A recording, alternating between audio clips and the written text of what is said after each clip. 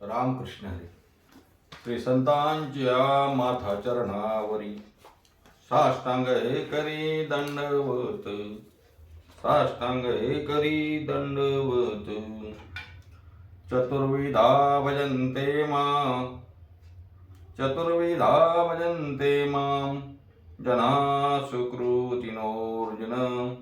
आर्तो जिज्ञास्वर्थार्थी ज्ञानी च भरतर्षभ. श्रीमद भगवद गीता आणि श्री ग्रंथराज ज्ञानेश्वरीतील 7व्या अध्यायातील 16व्या क्रमांकाचा हा श्लोक आणि माऊली ज्ञानोबारायांची 110व्या क्रमांकाची ओवी यावर आपण चिंतन करतो आहोत. मागच्या भागामध्ये सुद्धा आपण या ओवीवर, या श्लोकावर चिंतन केलं. भगवंताने 4 प्रकारचे भक्त आहेत अशा प्रकारचा अर्जुनाला उपदेश करताना सांगितलं की अर्जुना, चतुर्विधा भजन्ते मां. 4 प्रकारचे भक्त माझं भजन करतात, माझी पूजा करतात, माझी आराधना करतात, माझी उपासना करतात. आणि हे उपासना करणारे 4ही प्रकारचे भक्त पुण्यवान आहेत. हा एक महत्वाचा विषय आहे. त्यात भक्त कुठलाही असू द्या, भक्त कुठल्याही श्रेणीतला असू द्या. ह्या श्रेणी आहेत बघा. जसं आपले ग्रेड असतात ना, आपण नोकरीमध्ये सुद्धा ग्रेड असतात. चतुर्थ श्रेणी, तृतीय श्रेणी, द्वितीय श्रेणी, प्रथम श्रेणी असते ना. Class 1 officer, class 2 officer, class 3 अशा प्रकार जसे आपल्या नोकरीमध्ये आपले असतात, प्रायव्हेट सेक्टरमध्ये पण ग्रेड असतो. तसं भक्तांमध्ये देवाने काही ग्रेड केलेत. 4 प्रकारचे ग्रेड भगवंतांनी केलेत. मला तर वाटते ते ग्रेड बघूनच आपल्या इथं सरकारने 4 प्रकारचे ग्रेड केले का? प्रथम, द्वितीय, तृतीय, चतुर्थ श्रेणी जी आहे ना, ते त्या प्रकाराने केली का? असू द्या. भगवंत म्हणतात की अर्जुना, 4 प्रकारचे भक्त आहेत. हे 4 प्रकारचे भक्त कुठल्याही श्रेणीमध्ये जरी असले ना, तरी ते पुण्यवान आहेत एवढं मात्र नक्की. कारण ज्यार्थी ते माझ्याकडे येतात, ज्यार्थी ते माझी भक्ती करायला प्रवृत्त होतात, स्वार्थाने का असेना पण माझ्याकडे ते येतात, याचा अर्थ मला ते मानतात. माझ्या प्रती त्यांची श्रद्धा आहे. मी आहे असं ते जाणतात. मी आहे यावर त्यांचा विश्वास आहे. आणि त्यामुळेच मी असं म्हणतो, जना सुकृतोऽर्जुन. त्यामुळे ते पुण्यवान आहे. सुकृती, मी काल सांगून गेलो ना, दुष्कृती आणि सुकृती. सुकृती नोर्जुन याचा अर्थ अर्जुना, ते पुण्यवान आहेत. मग आता यात असा विषय येण्याचं काही कारण नाही की भगवंताने 4 प्रकारचे भक्त सांगितले. आर्त, जिज्ञासू, अर्थार्थी आणि ज्ञानी हे 4 प्रकारचे भक्त आहेत असं भगवान म्हणतात. मग त्यातले हे भक्त त्या ठिकाणी पापी आहेत, हे पुण्यवान आहे असा विषय नाही. 4ही प्रकारचे भक्त पुण्यवान आहेत.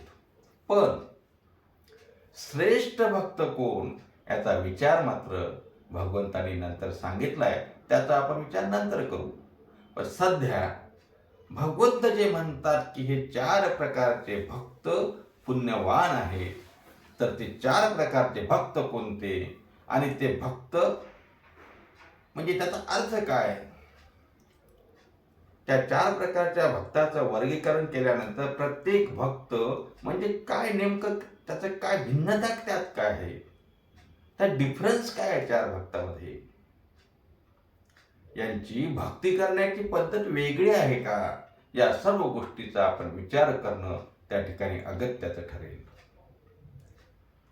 भगवान श्रीकृष्ण असं म्हणतात, अर्जुना, हे जे 4 प्रकारचे भक्त आहेत त्यातला पहिला भक्त आर्त नाही का.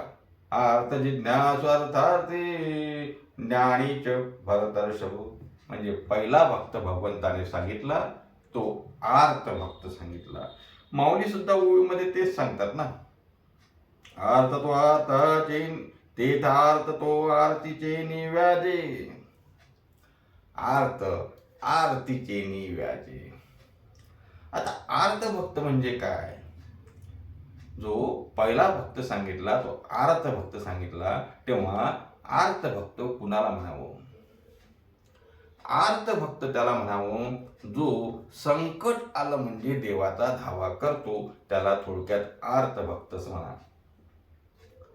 आता संकट आलं की प्रत्येक जण आपापल्या परीनं ते संकट निवारण करण्यासाठी प्रयत्नशील असतो. तुम्ही आम्ही सर्वजण आपापल्या परीनं ते संकट दूर करण्याचा प्रयत्न करत असतो. संसारामध्ये संकट ही काही नवीन नाहीत. आणि कुणाच्याच संसारामध्ये, तो श्रीमंताचा असू दे, गरिबाचा असू दे, सत्ताधीशांचा असू दे, सामाजिक कार्यकर्त्यांचा असू दे, कुणाचाही संसार असू द्या, संकट हे आहेतच ना. आणि आपापल्या परीनं आपण ते संकट दूर करण्याचा, त्यातून बाहेर निघण्याचा प्रयत्न करत असतो. तेव्हा मग आपणच जर संकटातून बाहेर पडण्याचा त्या ठिकाणी प्रयत्न करतो, तर मग या ठिकाणी देवाकडे जाणारे जे आहेत, नाही का, जगतामध्ये अभक्तांवर संकट नाही का? भक्तांवर जसं संकट आहे तसं अभक्तांवर सुद्धा संकट येतं. पुण्यवानावर जसं संकट आहे तसं पाप्यांवर सुद्धा संकट येतं. आणि मग देव मानणाऱ्यावर संकट येतात, तशी देव न मानणाऱ्यावर सुद्धा संकट येतात. मग जे भक्त नाहीत त्यांची संकट कोण निवारण करतो? नाही का? म्हणजे आपापल्या परीनं आपण ते संकट निवारण करण्याचा प्रयत्न करतच असतो. संकटात सापडलेला, पीडित, व्यथित असलेला त्याला आर्तच म्हणतात. जो व्याकुळ झाला, जो व्यथित आहे, जो पीडित आहे, त्याला आर्तच म्हणावं.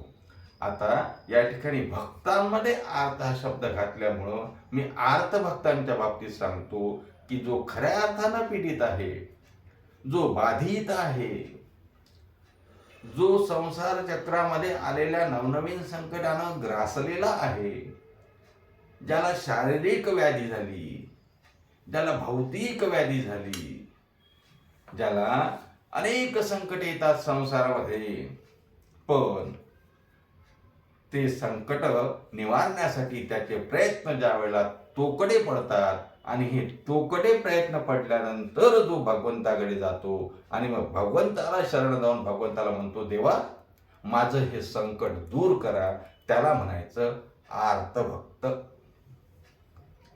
आता थोडं विचार केला तर आर्त भक्त हा स्वतःच्या फायद्याचा विचार करतो असं दिसून येईल ना. संकट पडलं म्हणून देवाचा धावा, संकट पडलं म्हणून देवाचा धावा, पण तोही कसा? संकट पडल्या पडल्या देवाचा धावा नाही, संकटाची चाहूल लागल्या लागल्या देवाचा धावा नाही. संकट पडलं, संकटाची चाहूल लागली तरी त्याचं निवारण करण्यासाठी प्रयत्नशील राहून येनकेन मार्गाने आपल्या संसारातले नातेवाईक आहेत, मित्रमंडळी आहेत, आपले ओळखीचे आहेत, या सर्वांचा त्या ठिकाणी मदत घेऊन ते संकट निवारण करणं, यासाठी धडपडत असताना त्यातूनही ज्या वेळेला हे संकट निवारण होत नाही असं लक्षात येतं, त्यावेळेला माझं हे संकट फक्त आता देवच निवारण करू शकेल अशी ज्या वेळेला त्याची त्या ठिकाणी निश्चयात्मक अशी भूमिका निर्माण होते, आणि मग तो देवाला शरण जातो आणि देवाला म्हणतो, देवा माझं संकट दूर कर. अशा श्रेणीतला जो भक्त त्याला आर्त भक्त असं म्हणतात.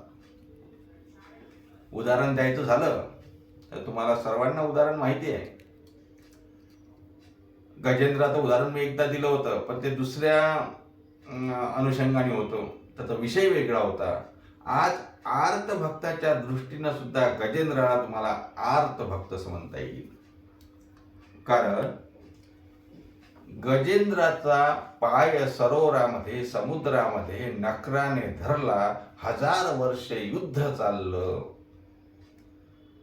सर्व नातेवाईक, बायको, लेकरं, मुलं, नातेवाईक सर्व त्या ठिकाणी पळून गेलेत. आणि पळून गेल्यामुळं आता कोणीच या संकटातून वाचू शकत नाही. अशा प्रकारचं ज्यावेळेला त्याला लक्षात आलं, त्यावेळेला त्याने भगवंताचा धावा केला, नाही का? भगवंताचा धावा केला की देवा, तुझ्याशिवाय आता मला या संकटातून कोणीच त्या ठिकाणी पार करून देऊ शकत नाही. हे संकट कोणीच त्या ठिकाणी सोडवू शकत नाही, कारण माझे परिवारजन सर्व मला सोडून गेले. तेव्हा गजेंद्र देवाचा धावा करतो. सर्व प्रकारचे प्रयत्न झाल्यानंतर फक्त आता देवच हे करू शकतो अशी ठाम भूमिका झाली. म्हणजे आता देव आहे अशा प्रकारची भूमिका झाली. आणि देवावर भार घालून मग देवा आता तू धावून ये अशी त्या ठिकाणी गजेंद्राने प्रार्थना केली. महाराजांचं प्रमाण आहे ना, गजेंद्र तो हत्ती सहस्र वरुषे. गजेंद्र तो हत्ती सहस्र वरुषे, जळा माझे नकरे पिढीला. हजारो वर्ष त्या ठिकाणी व्यथित झाला, पीडित झाला, दुःखी होता. आणि शेवटच्या क्षणी आता कोणीच धावून येत नाही, त्यावेळेला देवाचा धावा केला. म्हणजे काय झालं, फक्त संकट आलं म्हणून देवाचा धावा. आणि मग फक्त संकट आल्यामुळे देवाचा धावा करणारा जो भक्त आहे, तो भक्त भगवान श्रीकृष्ण म्हणतात त्या भक्ताला आर्त भक्त असं म्हणावं. चतुर्विधा भजन्ते माम जना सुकृती नोर्जुन, आर्तो जिज्ञासु अर्थार्थी ज्ञानी च भरतर्षभ. आर्त भक्त मी का सांगतो आहे, 4 प्रकारच्या भक्तामध्ये आपण आर्त भक्ताचा आज विचार करतो आहे. तर गजेंद्र हा आर्त भक्त आहे. आणि मग भगवंताचा धावा केल्यानंतर भगवंताने तो विचार केला नाही की याला संकट आलं, आजपर्यंत त्याने माझं नाव घेतलं नाही, पण आज संकट आलेलं यांनी नाव घेतलं, तर मी जाऊ की नाही जाऊ असा विचार न करता भगवंताने जसा गजेंद्राने धावा केला तसाच त्याच्या धाव्याला होकार देऊन भगवंत त्वरित त्या ठिकाणी प्रगट झाले आणि गजेंद्राला नकराच्या तावडीतून सोडलं. आता कथा पुढची मला सांगायची नाही. गजेंद्राचाही उद्धार केला, नकराचाही उद्धार केला. आपला मूळ मुद्दा असा आहे की संकटकाळी भगवंताचं ध्यान करणारा, भगवंताची भक्ती करणारा भक्त म्हणजे आर्त भक्त, जसा गजेंद्र. आणखी दुसरं उदाहरण सुद्धा तुम्हाला परिचित आहे, तेही उदाहरण इथं सांगितलं पाहिजे, कारण आपल्याला आर्त भक्त म्हणजे कोण हे लक्षात आलं पाहिजे. महाभारतातली गोष्ट, द्रौपदीला ज्या वेळेला दुःशासनाने, दुर्योधनाने भर सभेमध्ये पाचारण करून रजस्वला अवस्थेमध्ये असताना सुद्धा भरपकटत ओढत नेलं आणि त्या ठिकाणी तिचं वस्त्रहरण करण्याचा दुर्योधनाने आदेश दिला. दुःशासन ज्या वेळेला द्रौपदीच्या साडीला हात लावून तिचं वस्त्रहरण करायला जातोय, त्यावेळेला द्रौपदीने काय केलं? द्रौपदीने भीष्माचार्यांकडे बघितलं, कृपाचार्यांकडे बघितलं, धृतराष्ट्रांकडे बघितलं, आपल्या पतिराजांकडे बघितलं, पण आता कोणीच यातून सोडवू शकत नाही.